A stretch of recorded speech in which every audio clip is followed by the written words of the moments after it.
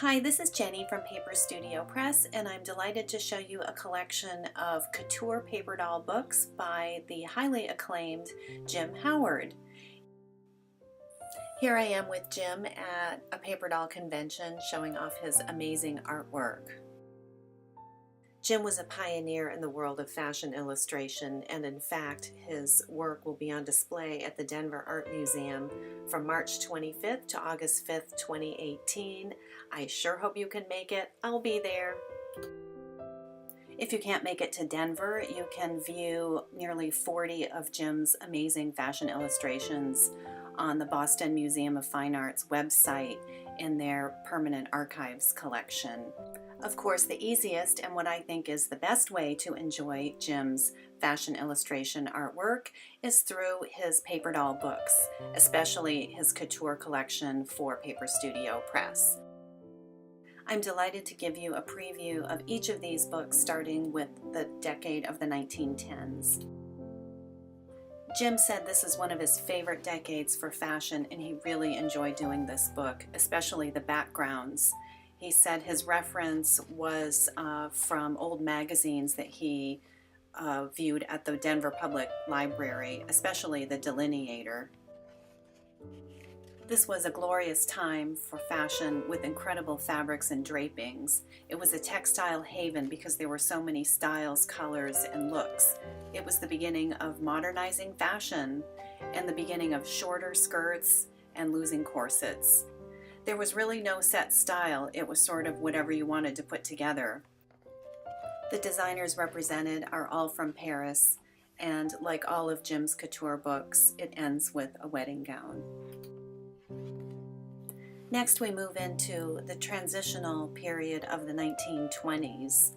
While most everyone thinks of the 1920s as the flapper period, that was just one segment of the population. Again, the fashions come right from Paris, reflecting the Art Deco style of the time, as evident in art, design, architecture, and so on. Hemlines went up, and the waist practically disappeared. If a belt or sash was used at all, it was dropped to the hips. Hair and makeup was also streamlined. Short hair was in and was often worn with a cloche hat. Again, our book ends with a bride, and the dolls on the back cover were drawn in a more stylized design to reflect the streamlined look of the era. Now we're moving into a more feminine look of the 1930s. Although there are glimmerings of early periods with big hats and furs and drapings, there's a beginning of the sleek dress and tailored suits and smaller hats. Many of the designs in this book could easily be worn today, and in fact, some of the designs are very close to those seen on the runways and the red carpet. The fitting of suits in the 1930s is very severe, but leads into the 1940s when suits became shorter and of course those broad shoulders, and we'll get into that next. How about this gorgeous cover for a 1940s book? Jim says it is his second favorite cover because he is in love with the turban. The 1940s would certainly take turbans to new heights.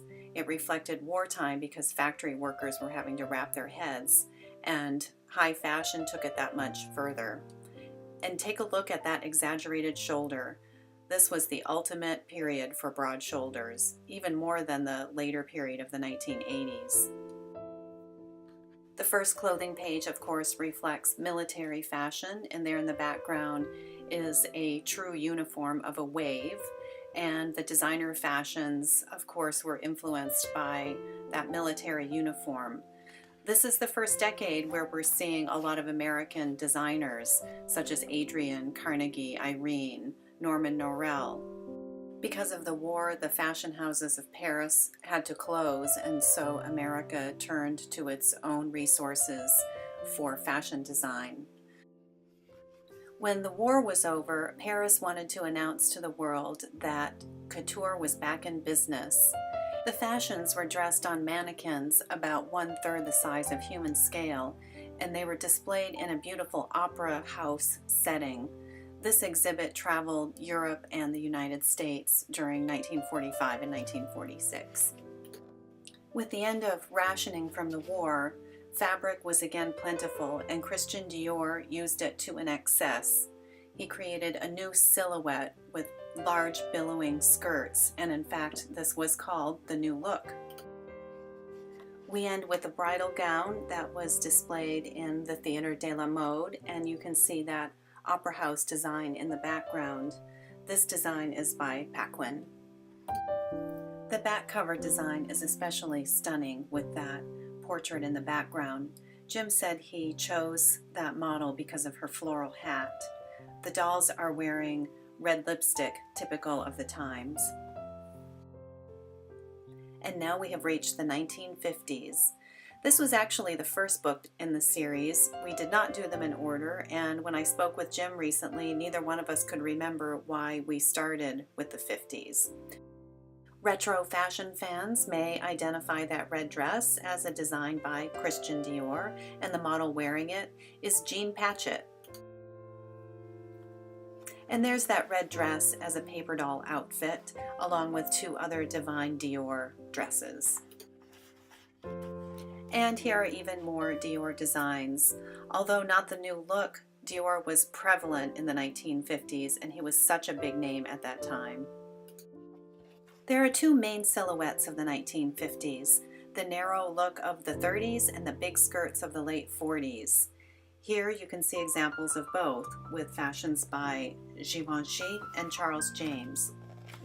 Here are more examples of those distinct silhouettes. Notice the suits and how the shoulders have calmed down to normal size compared to the giant padded shoulders of the 1940s. Ta-da! We end with a wedding gown. This one, however, is not headed for the altar, but going down the runway. Before moving on to the 1960s, I'd like to point out the cover design for each of the books in this series. Jim designed them specifically to look like fashion magazines. Although they don't look like a typical paper doll book, he thought it was important to represent the true fashion of these paper doll collections. Moving on to the 1960s, I don't have a finished paper doll book to show you, but I do get to show you the original art that I received from Jim Howard. Ooh, look at that gorgeous portrait. Jim chose her based on her makeup, representing the time with sculpted eyeshadows, natural eyebrows, and a softer lip. The first clothing page brings us Jackie Kennedy and her iconic pink Chanel suit. The next page gives us a couple of coats, and don't they look like coats we could wear today? The coat on the left represents two aspects of the youth culture, the head wrap from the hippie look and the short length from the mod look. Here's a beautiful page of white clothes, including more coats. I told Jim that the background illustration looks like Barbra Streisand, and he said no, it's just a coincidence. When we think of the 1960s, we usually go straight to the hippie look or the mod look with mini skirts and go-go boots, but this is the other 60s, the high-end 60s. So here are versions of the gypsy look and the hippie look, but for a high-end customer. Here are some striking black and white styles. The dress on the left is an early example of color blocking, but done in a more sophisticated style to wear as an evening look. And how about that pretty romantic dress on the right by Helen Rose? That's something we could wear today. Furs were prevalent in the 1960s. The fashion magazines were filled with furs, especially mink coats. The design on the left has a little bit of a hippie look with those bell-bottom pants, but done in a more sophisticated way. Ethnic prints and patterns influenced fashion designs of the 1960s, and here are two lovely examples from Yves Saint Laurent and Anne Klein. And here's our bride, all done in taffeta with a floating panel down the back. In the 1960s, brides didn't always carry a bouquet. Sometimes they would carry a Bible, a diary, or just one blossom. And here we have our fashion dolls to dress. They'll appear on the back cover, and Jim decided to represent 3 different cultures for his 3 beautiful fashion ladies. Jim's couture collection of the 1960s will be available summer of 2018. Meanwhile, I encourage you to visit paperdollreview.com or paperstudiopress.com or even amazon.com and look for Jim Howard's beautiful and wonderful paper doll books.